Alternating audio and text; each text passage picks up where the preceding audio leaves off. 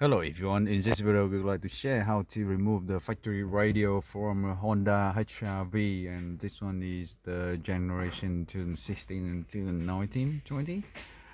So basically the process will be very simple.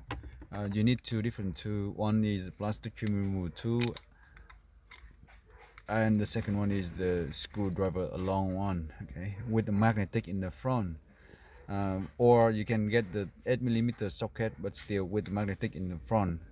Now let's start with the frame. You need to remove this frame panel from the left to the right, this area, and this all plastic clip at the back end. Very simple to start. Just open the glove box, put your hand underneath, you feel the gap here of this frame, and then pull it out. Okay, pull it out. It actually come out all the way, and just 1 liter clip still stick on this side. And then you get the plastic trim removal tool, put it underneath and push it outward, and then this one will come out very easy. The panel will come out. Okay, so when the panel comes out, just remember to disconnect 1 liter connector behind for the flushing here, and you actually get the whole panel out.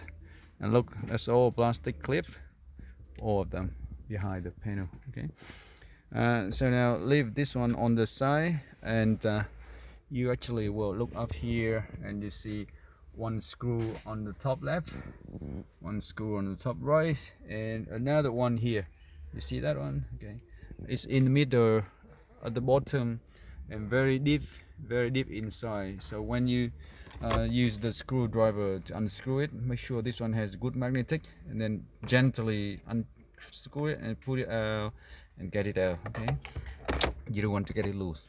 That's about it. And then you can pull out the head unit and unclip some cable and connector behind, and then you can start working on whatever you do.